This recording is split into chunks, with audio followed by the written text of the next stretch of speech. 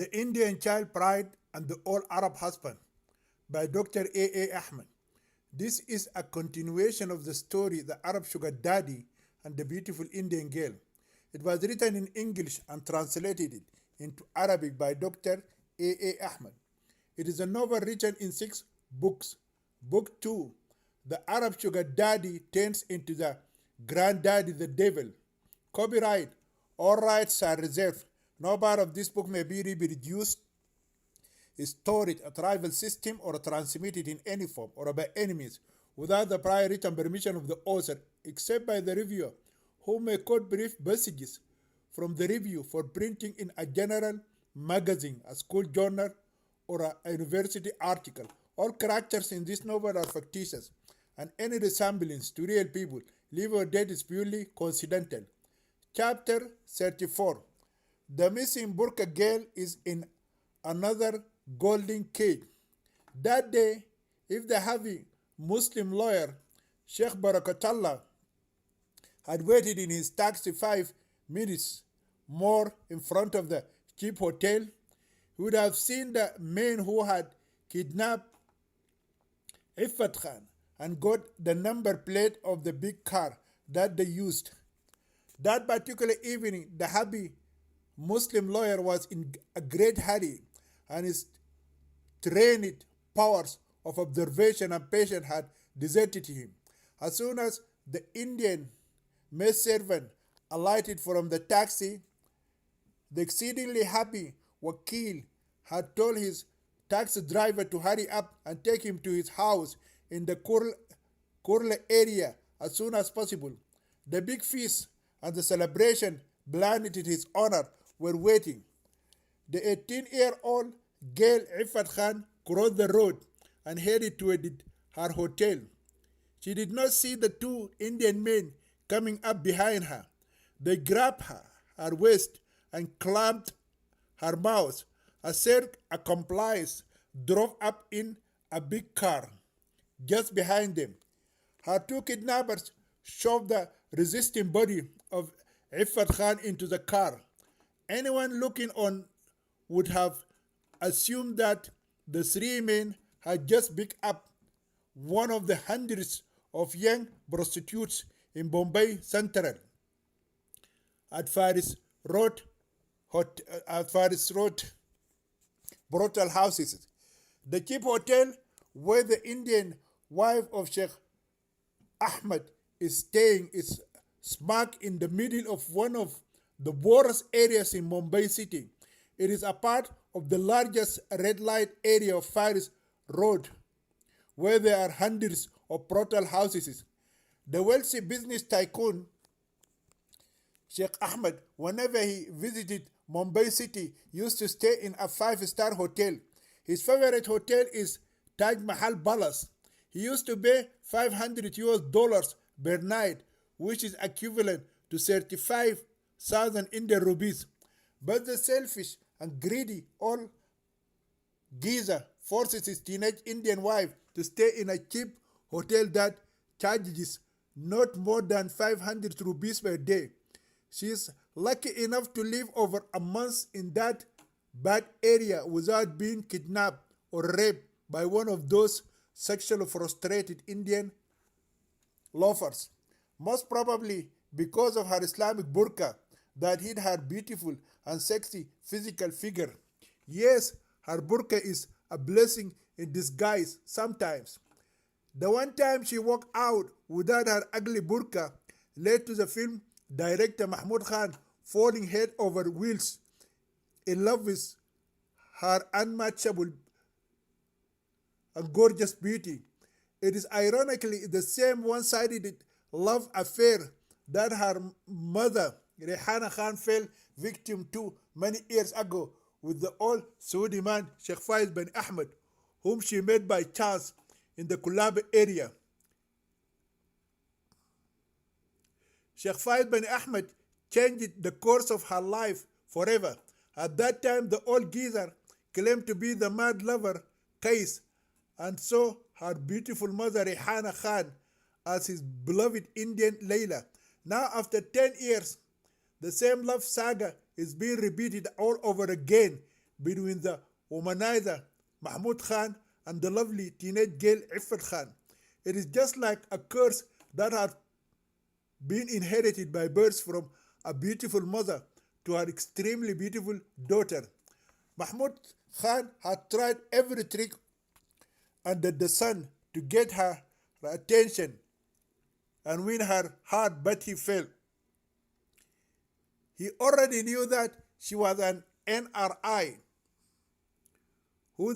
an Indian foreigner, and would leave India and return one day to the place where she came from. That had the effect of increasing his determination and efforts.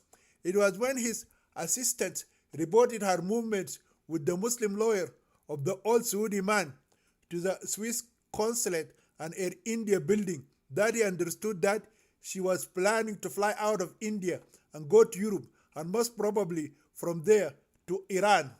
Faced with the thought that he would never see her again, he knew he either had to detain her or delay her departure. As a last resort, he gave his men the green light to kidnap her and bring her to his palace in his farmhouse. He does not intended to force himself on her, but rather to take his time and try to win her heart through his great wealth, name, and fame, housing her in what is to be yet another golden cage. Before the kidnapping, his men were warned not to harm her. Iffat Khan's entire lifelong experience with men has heightened her fear of all males. She grew up thinking that men are somehow designed by nature to harm women. She has vivid memories of her mother's brutal rape by the two Saudi policemen in the Sahara Desert of Saudi Arabia. She clearly remembered the way the old man forced himself on her sexually when she was just a little girl of 7. No, there is nothing in Iffat's life that led her to believe otherwise. She simply saw that each man had been created by God like an animal with more physical brows than his female mate, simply so he could have sex by force. This is reinforced by the acts of procreation she had observed in animals. As a child, she had witnessed a bloody fight between a pair of cats over sex. Exercising his physical superiority, the male cat forced the female cat to submit. She had seen the same deadly quarrel with a cock and a hen and a dog and its bitch over sex. As a consequence of such observation, she concluded that sex equals pain. She has no concept of love making between lovers. It is this frame of mind on the day of her kidnapping that she fully expected her abductors to beat her up and brutally rape her. She saw that the men would kill her, the same way the two Saudi policemen had left her mother out to die after raping her in the arid desert. That is now, Iffat Khan is now 18 years old, but she had the social and cognitive skills of a 7-year-old girl. Her mind stopped growing from the time the old man took her to Asmara and imprisoned her in his mansion in Eritrea, raping her night and day. The men took her to a place extremely far away. Their car only reached Mahmud Khan's farmhouse at midnight. Iffat heightened fear denied her any sleep. She was tired out and exhausted, and when the men did not drag her or force her out of the car, their tune mild and their manner respectful, Iffat obeyed, expecting a beating otherwise. One of them politely invited her out to follow them into the beautiful house. She entered the house into a huge room. She is surprised when she sees the marvelous beauty of the room she's standing in. The men are talking to her in Hindi. One of them told her that Very soon, she's going to have her dinner. He even apologized to her for serving her a late supper. That said, he asked her whether she would prefer to have her food first or take a bath. When she understood that the men intended her no harm, Iffet began to talk to them. The first question she asked was why they had kidnapped her from the street in front of her hotel at Bombay Central and brought her here. And who are they anyway? Iffet is keenly aware that the house she has been brought to is more opulent and better decorated than her previous two homes in Asmara and Tehran. One of the three men brushed the subject carefully, gently saying to her that she was not being kidnapped. He explained that his wealthy and famous boss loves her so much and wants to make her a big film star. That is why he had asked them to bring her to his house. Iffet immediately remembered the man who met her in front of the movie theater of Eros and offered her a role in his next movie. She retorted that she was not interested in becoming a film actress. Noting that they did not get angry, she requested to be taken back to her hotel because she was flying out of India in 2 days. The man apologized and told her that the decision was his boss and not his. Iffet told them that she would be cruelly punished by her Saudi husband if she did not fly to Europe and do his work.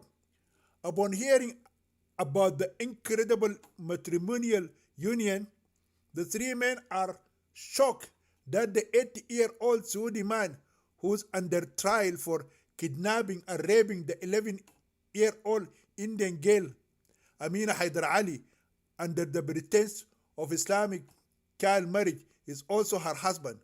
They tried digging for more information, but Iffet felt silent.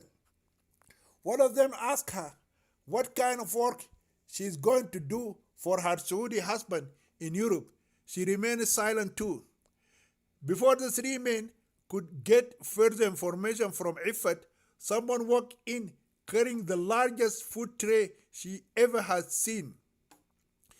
She recognized nothing on the serving platter, but she was very hungry, not having eaten since the morning.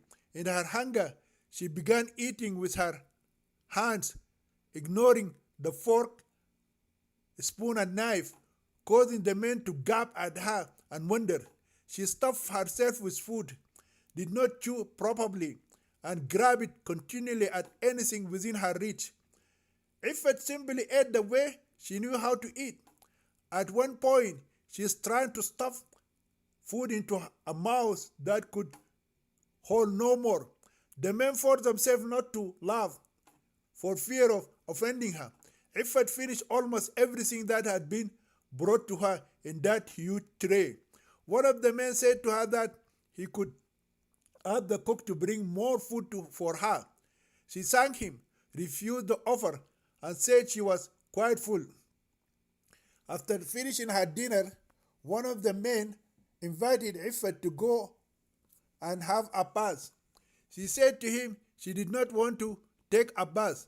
She reminded the man of her request. She begged him to take her back to her hotel so that she would not miss her flight to Zurich city. The man ignored her request and wished her good night. Then he asked the other men to follow him, locking her in the room. She does not know whether they have left the house or are hiding somewhere. She remained seated in a huge bed, staring blankly ahead. She fully expected the men to come back at any moment and forcefully rape her. Sleep does not come easily to her that night. Eventually, fatigue won over fear, and she fell asleep on the huge bed and soon began to snore. Iffet Khan woke up at midday with no idea how long she had slept. Disorientated, but fresh from her rest, she looked around her and found everything to be the same.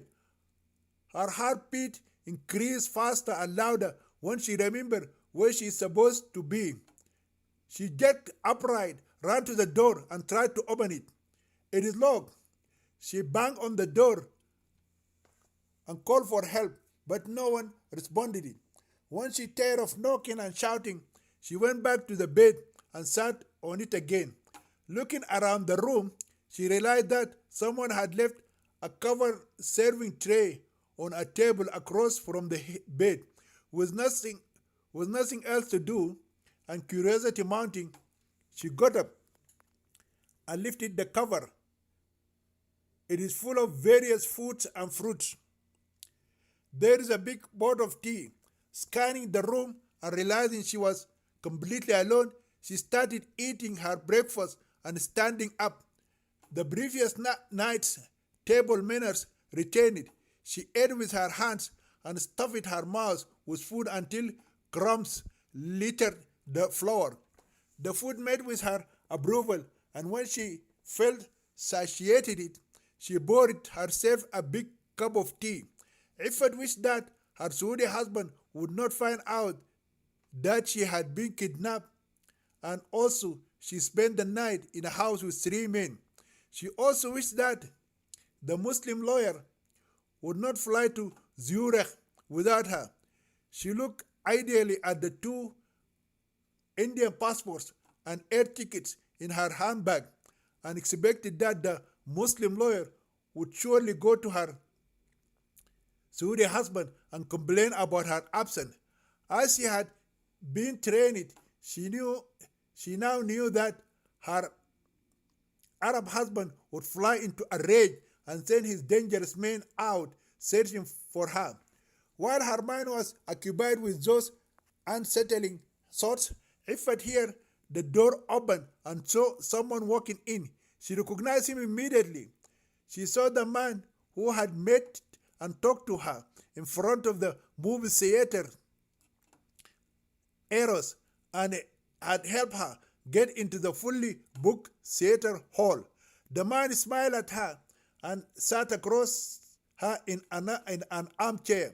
With a big smile decorating his face, Mahmoud Khan told Iffat Khan that he was responsible for her situation. He repeated what his men had already said to her. He loves her and is planning to make her a big film star. No matter how alarmed she is, he assured her that he is not going to harm her or allow anyone else to touch her. Iffat repeated her plea to be released, but Mahmoud Khan told her that he would not allow any man to come near her.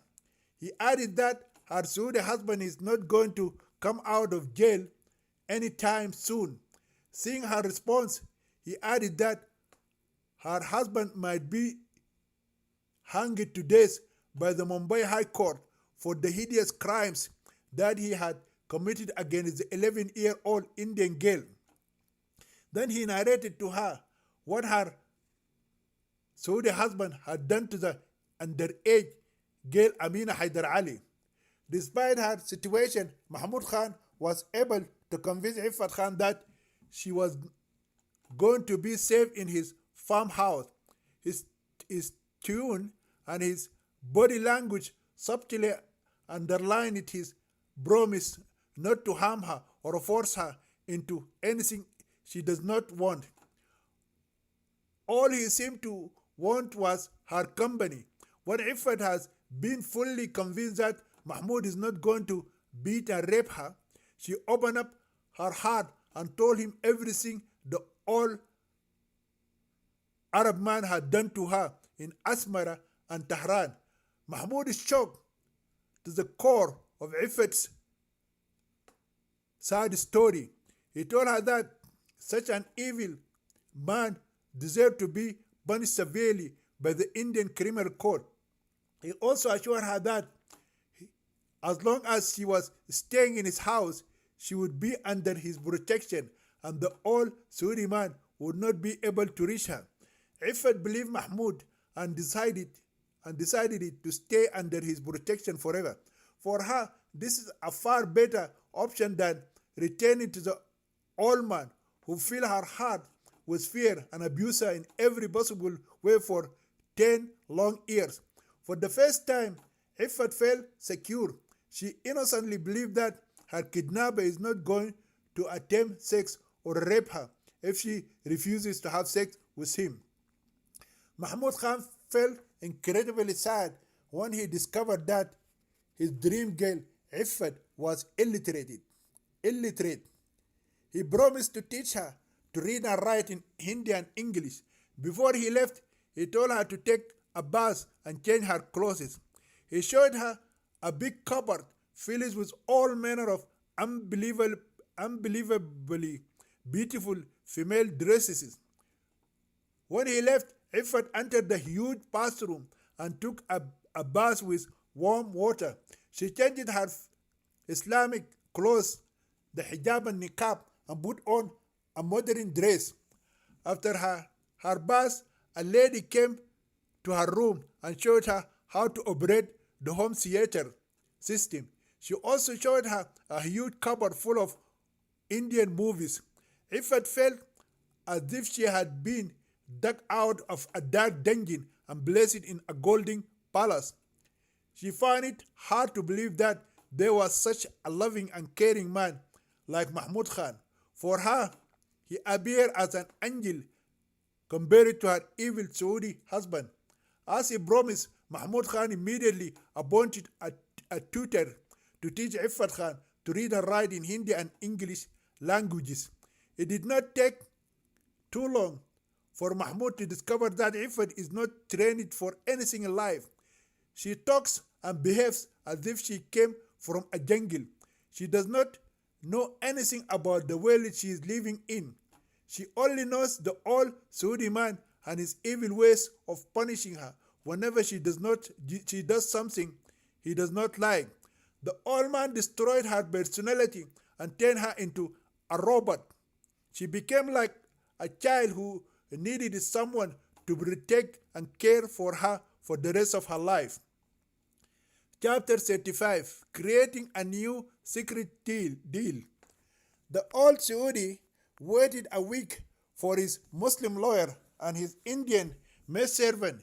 Instead of 24 hours, he has given his Muslim lawyer and Indian wife 7 days to come back and apologize to him on their bended knees. When Barakallah did not show up again, the old man assumed that the cheating lawyer had taken his lovely fourth wife Iffat out of Mumbai and hidden her somewhere in India. Most likely, by this time he had married her, and both split the loot between them which they had stolen from him. Therefore, he lost no time locating a few dangerous Indian gangsters, the Gundas, to serve for his deceiving Indian maidservant and his crooked Muslim lawyer. He decided not to inform the gangsters or anyone else that Iffat Khan is his Muslim wife number 4. He planned to tempt those thugs with a huge amount of money and send them in a country-wide search after the kidnapper of his beloved wife Iffat and also the robber of his 140 million Indian rupees, who is his evil Muslim lawyer Sheikh Barakallah.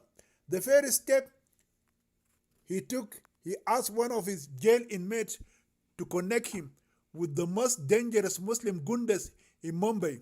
He promised to pay 25,000 rupees to his inmate. That inmate is about to be released in a week. The inmate promised to supply him with the best gundas in the city. Therefore, the old Saudi man gave the inmate a letter to the manager of his bank. In the letter, he requested the manager of the Abu Dhabi at the National Bank to send someone with a checkbook so that he could pay the Indians he is hiring for his important case. When the bank received the letter, it sent someone to jail and met with Mr. Sheikh Faiz Bani Ahmed.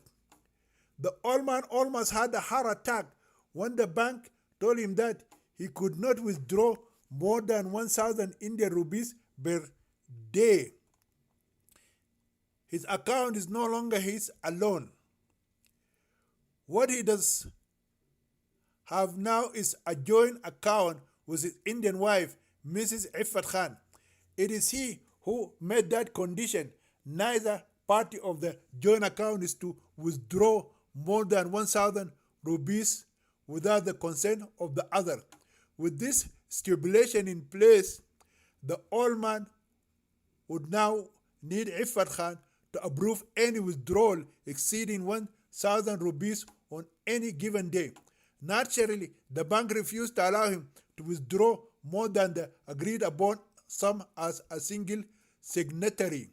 The old man told the bank that his bad Indian wife, Iffat Khan, had stolen 14 crores of Indian rupees, which is equivalent to $2 million US from him, and also she eloped with his corrupt Muslim lawyer, Mr. Sheikh al-Din Barakallah Habiballah. The bank informed him that he should go to the police to solve his problem. The old man begged the bank to dissolve the joint account and create one account under his name. The bank said that the joint account could not be cancelled without the consent of Mrs. Iffat Khan. Then the bank tactfully suggested that if one of the signatories died, the surviving signatory would be entitled to the entire sum, and the account would revert to a single account holder under the name of the surviving person. The Saudi business tycoon had more than 400 crores of rupees in his joint account at the time when the Abu Dhabi International Bank imposed the withdrawal restrictions on him. He felt like a man who was dying of thirst and was standing amid a huge river and could not bring water unless he used a thimble. His final trial is scheduled to take place in a couple of months. He knew and understood that if he could not find another lawyer and use him to purchase his freedom, he would go to the gallows and leave his wealth to his accursed Indian wife. The old man had already transferred all his properties in the kingdom of Saudi Arabia to the name of Iffat Khan without her knowledge. Even his 2 houses in Asmara and Tehran are hers. Without hearing his lawyer, the criminal court would appoint him any lawyer selected at random. If he is unlucky, his new chosen lawyer might be a Hindu man who will be hating Muslims more than he hates the bitterest enemies of India, the Pakistanis. In that case, he will be his adversary rather than his defender. Sheikh Faiz bin Ahmed hates all his sons and daughters. He even hates with cruel bitterness his Saudi wives. He does not want any one of his Arab wives to inherit the houses they are living in. At the time of his arrest in Mumbai, he is still having 2 Saudi wives. His first and second wives died a long time ago. The disappearance of his Indian wife created a serious problem for him. It is now a question of life and death for him. At first, he does not want to inform his Saudi family members about his arrest in Mumbai. He remembered that when he was arrested at Asmara with his 11-year-old Indian child bride, Iffat Khan, all his Arab wives, sons and daughters stood against him because they saw it as an unconscionable shame for him to have married the daughter of his Indian maidservant Rehana Khan. Even his surviving cousin brothers and sisters and distant relatives disapprove of his marriage to a poor female foreigner. His child bride, Iffat Khan, was but a girl from an outcast Muslim background. None of his Saudi relatives, close or distant, came to court when he was on trial in the Jeddah Sharia court. And when the Islamic court cleared him from the charges that the American CIA team tried to nail him with, none of his relatives came to congratulate him on his victory. For that reason, Sheikh Faiz bin Ahmed decided to punish all his Arab wives and children by cutting them from his great wealth and not giving any one of them a chance of inheriting him about his death. He knew even his Indian wife Iffat Khan would not know that she has everything written in her name and by default is hers. But after his first Indian wife supposedly left him and she supposedly ran away with his wicked Indian Muslim lawyer, the old man decided to bite the bullet and seek the help of one of his Saudi sons. He wrote a long letter to his son, Dr. Abdul Bari Ahmed, and asked him to come as soon as possible and save him before the accursed Hindu idolaters send him to the gallows.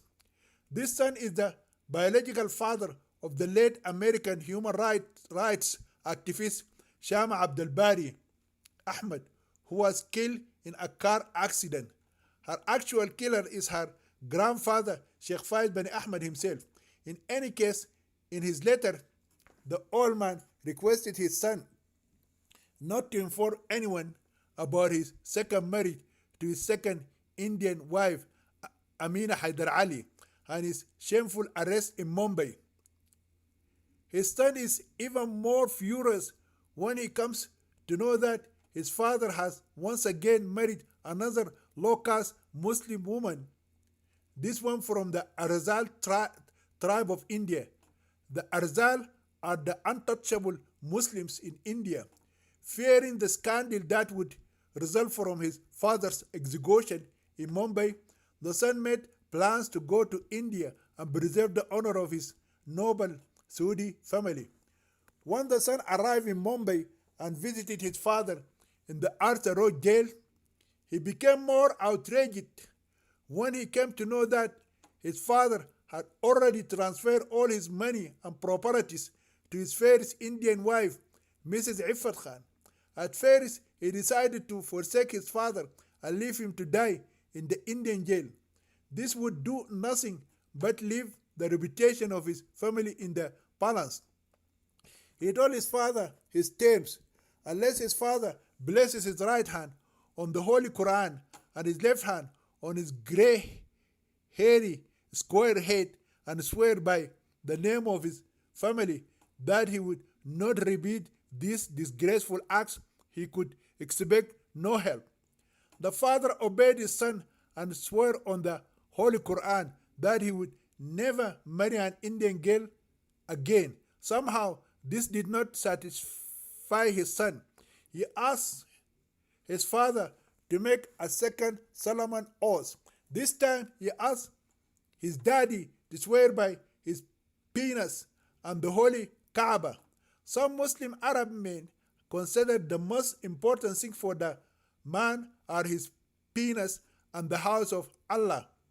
Consequently, the old man blessed his left hand on his dirty penis and pointed it his right hand towards the holy Kaaba at Mecca city and made that serious oath.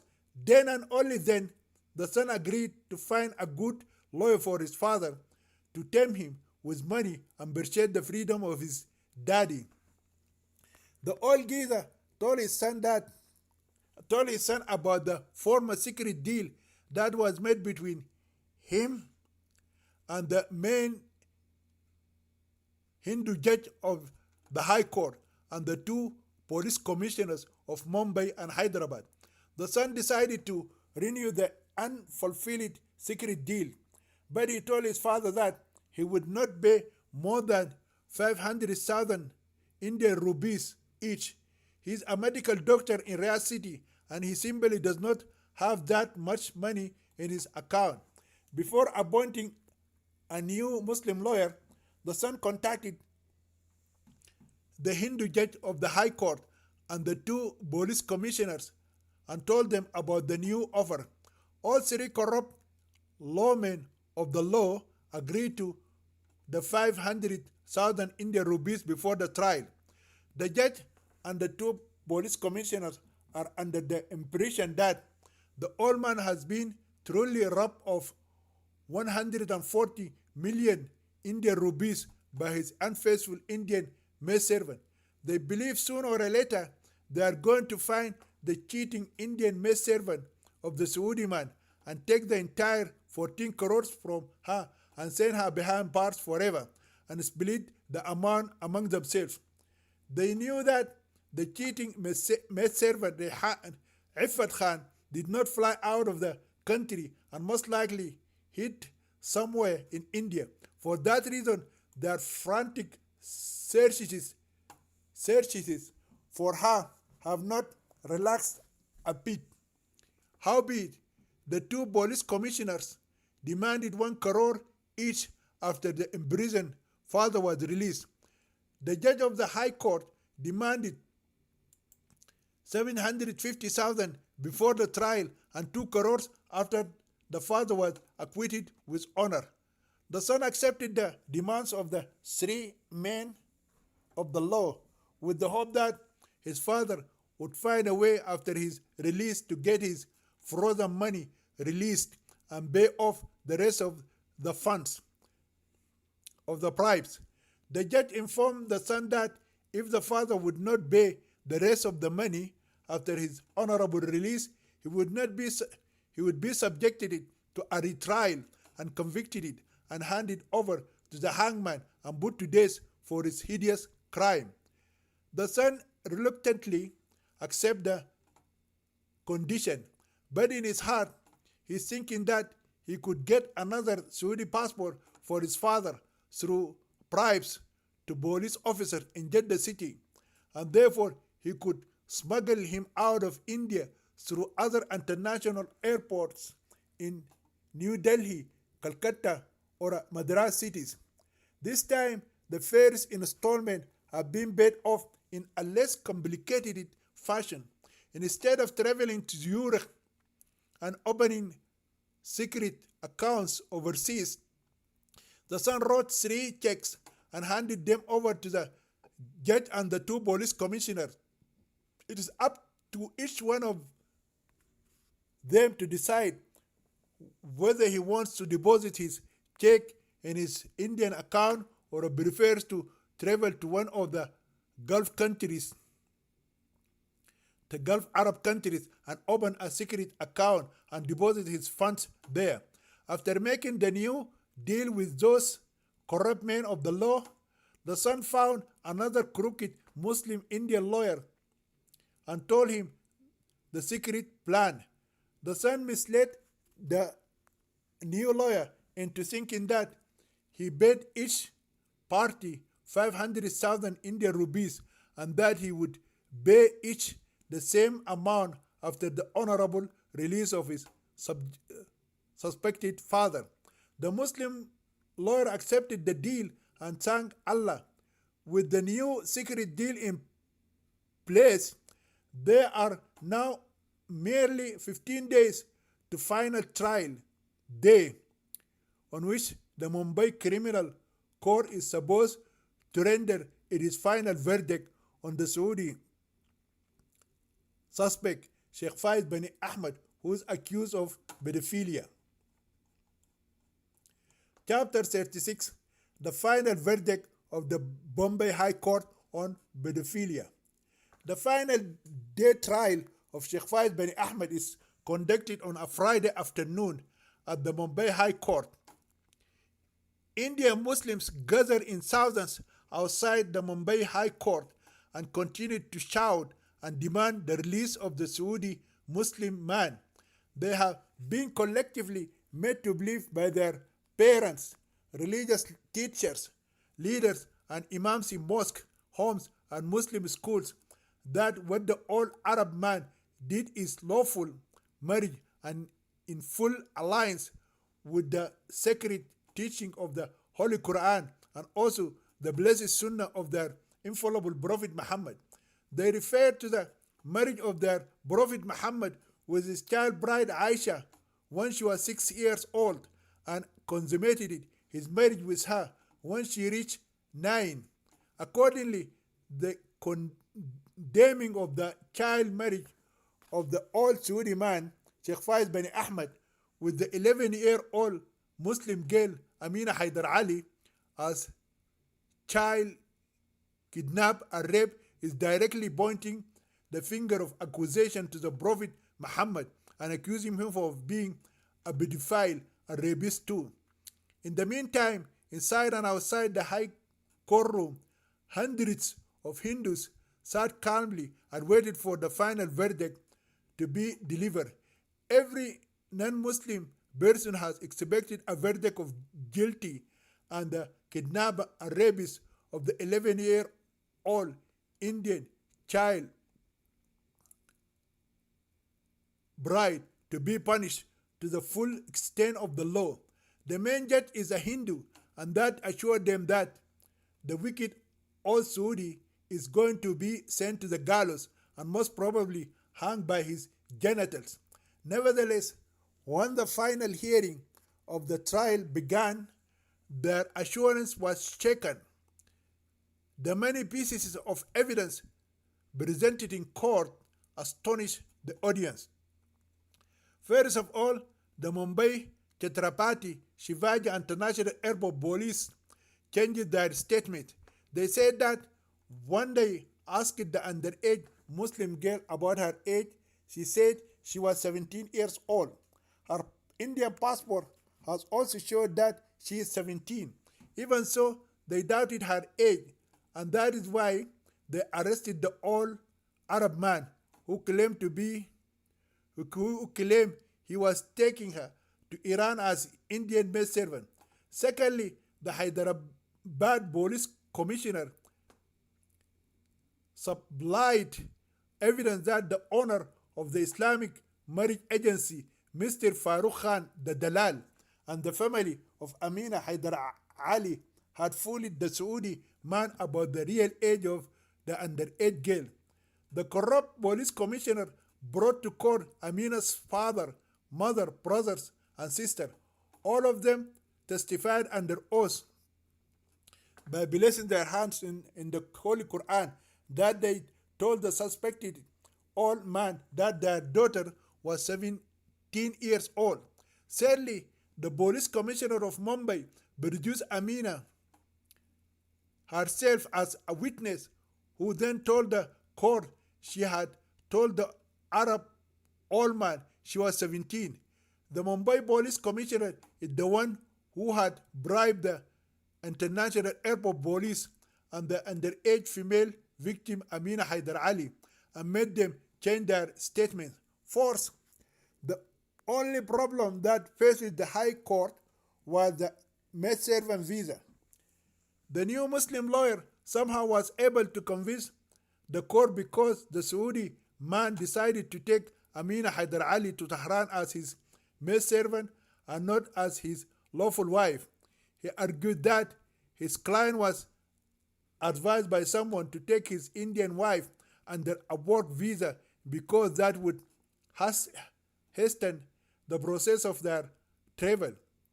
The Muslim lawyer said further that his defendant had a lot of work to do and had no time to waste in India waiting for the long process of getting an Indian wife out of the country.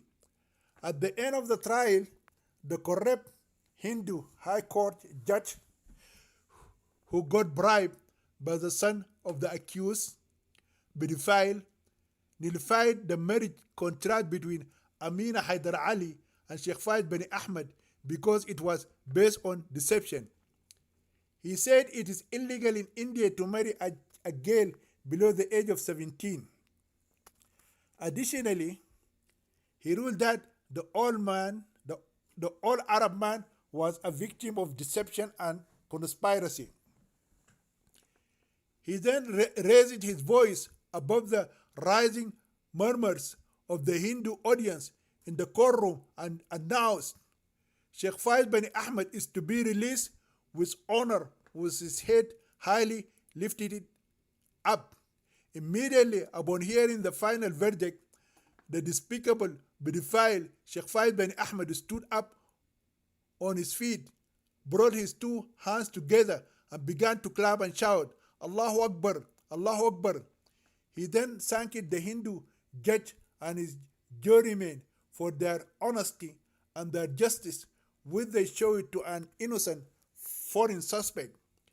He ended his celebrating words by shouting, today in this secular courtroom of the infidels, the truth of Allah and his Prophet Muhammad has come, and the falsehood of the accursed Satan and his followers are defeated. The Hindu audience began to shout and protest and refused to leave the court. The police officers used their batons and emptied the courtroom. The Muslims began to rejoice and celebrate outside the courtyard when they hear the outcome of the historical trial. The outrageous Hindu crowd, driven from the courtroom of the High Court, met head to head with the celebrating Muslim crowd, and fierce fighting erupted immediately. Many people got beaten up and some have been knocked down. From both warring enemies, many got killed. Some of the seriously wounded mob died due to the stampede. The police officers have to use tear gas to disperse the crowd. The local and national media broadcasted the results of the trial. Non-Muslim people all over India received the news with shock. They are outraged when they came to know that a Muslim rapist and pedophile walked out of the Mumbai High Court with his head held high in honor.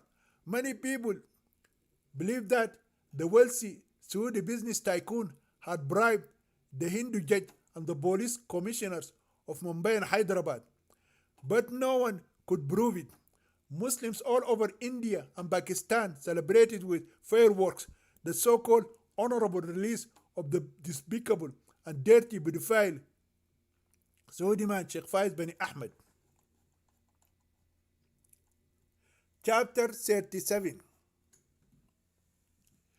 Uncovering the conspiracy through the Stink News TV. Notwithstanding the celebration of the Muslims of the subcontinent of India, Pakistan, and Bangladesh, and the happiness of the 80-year-old Saudi man and his Arab son are premature and only temporary. A news agency in Mumbai known as Stink News shocked the entire Indian nation when it broadcasted it.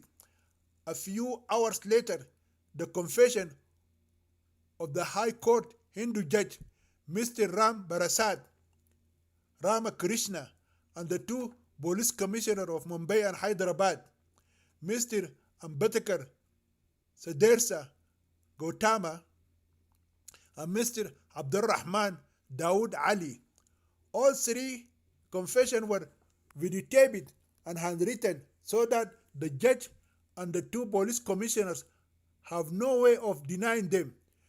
The Home Ministry in New Delhi immediately ordered the arrest of the three corrupt culprits. Sheikh Faiz bin Ahmed is re-arrested. He has been picked up from his deluxe room at the 5-star Taj Mahal Hotel in Colaba. He is lying bare naked in a warm water inside a jacuzzi bathtub when Mumbai police officer arrested him, drag him to their wagon, and drive him back to the bottomless pit dungeon. His Saudi passport has been detained by the police commissioner of Mumbai until he would pay the rest of the agreed upon bribes. But his son promised to get him a new Saudi passport by paying bribes to some employees of the passport office in Jeddah city. Howbeit, The released pedophile has not enjoyed his freedom for more than a few hours. His son, Dr. Abdel Bari Ahmed, is not arrested because his name is not mentioned in the confessions. Moreover, the son happened to be in bed with a buck naked 14-year-old Indian prostitute in another hotel called the Ambassador Hotel. As soon as he saw on the TV the disturbing news of the rearrest of his father, he checked out of the hotel and rushed to Mumbai International Airport. He fled India on the same night and returned to Saudi Arabia, leaving his immoral daddy to face the consequences of his uncountable evil deeds. The $1 billion question of the day is how Stink News found those dangerous, incriminating, secret personal confession. No one would believe that the three men of the law could make such dangerous and foolish admissions.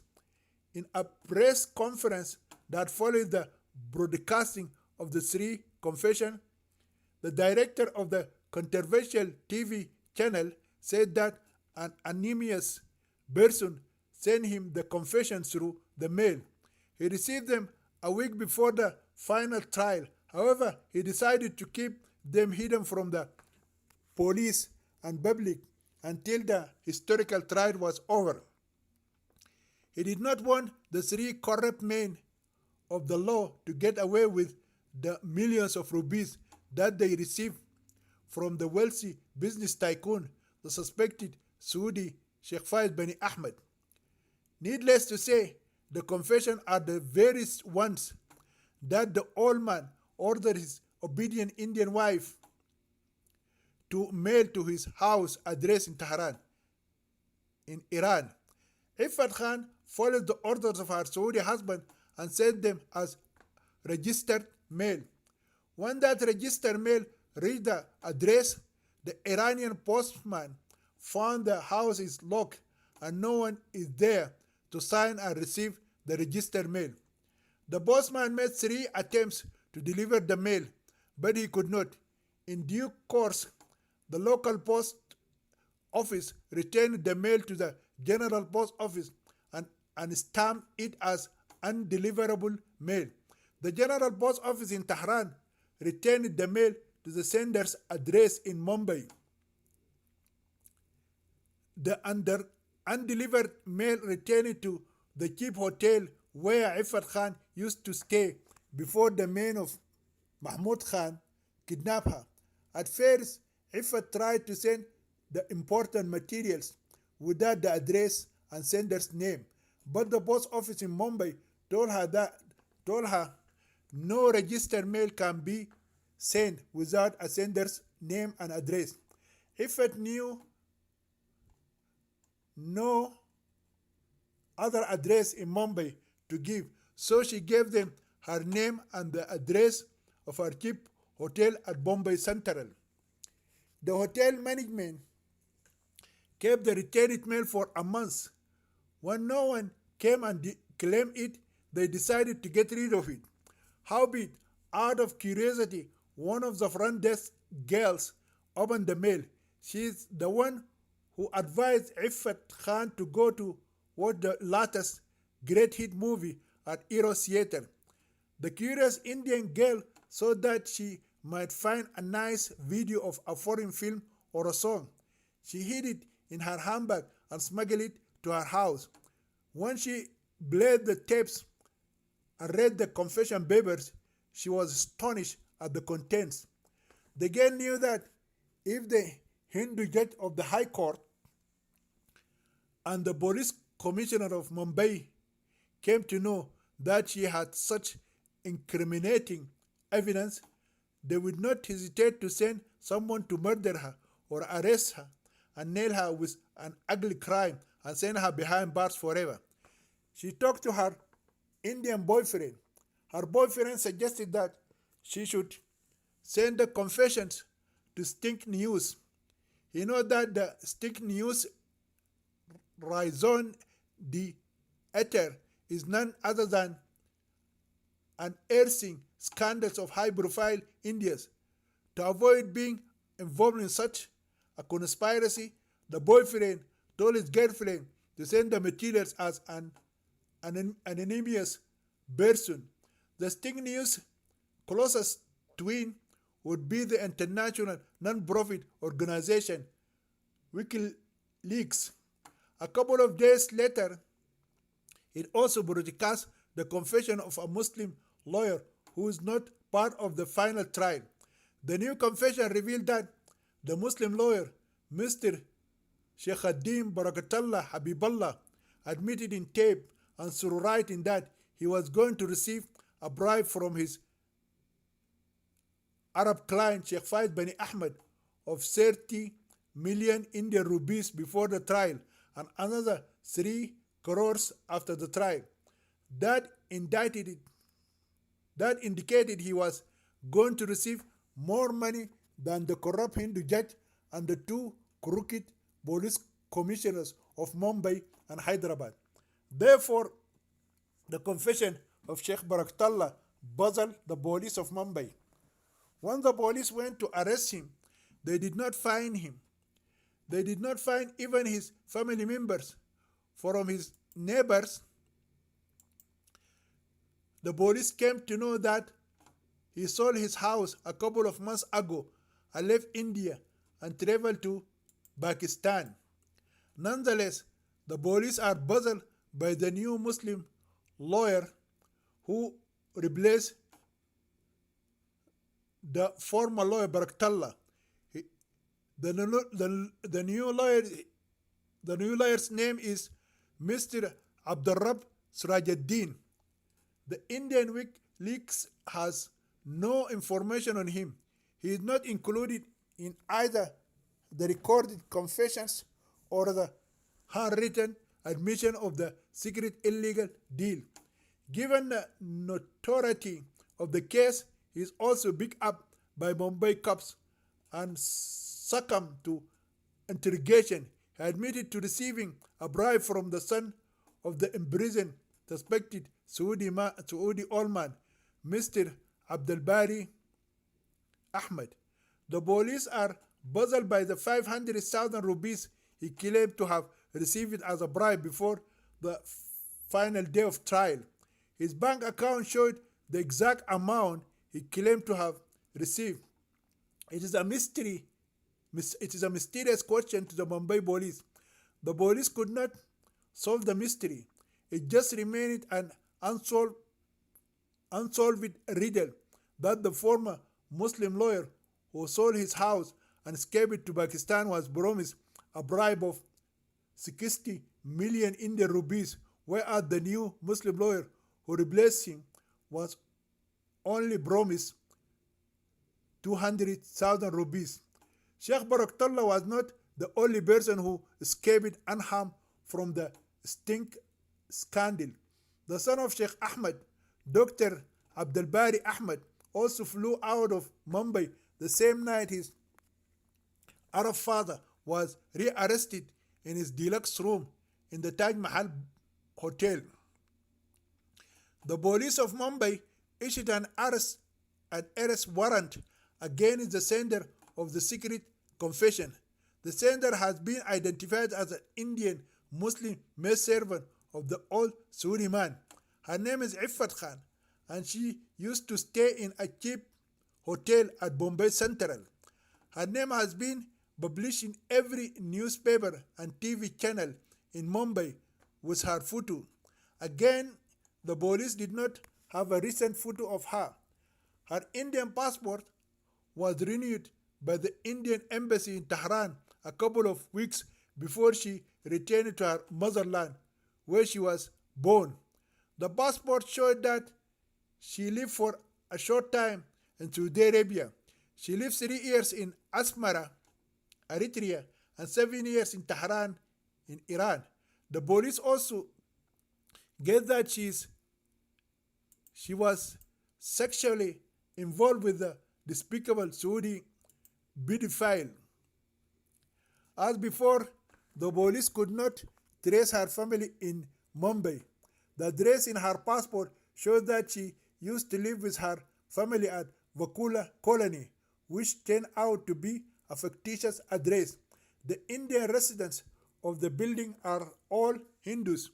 None of the residents of the place has claimed to have known a Muslim family by the name of Khan. The police were able to find the date she traveled to Saudi Arabia along with her mother, Rehana Khan.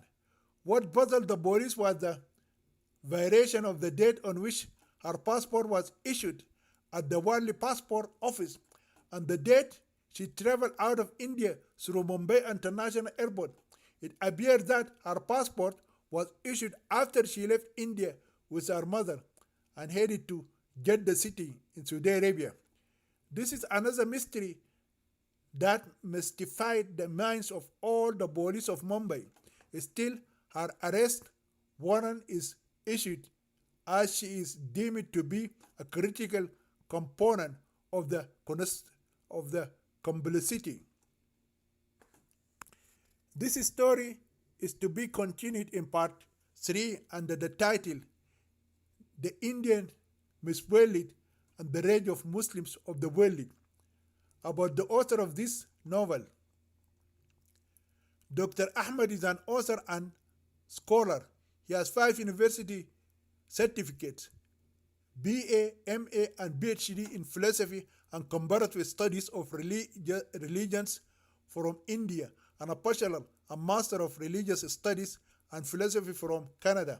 He was born and brought up as a Muslim, but through his study of philosophy and comparative studies of religions, he converted to Christianity. He has a writing style that can break through any religious, social, and cultural barriers and reveal the truth as it is.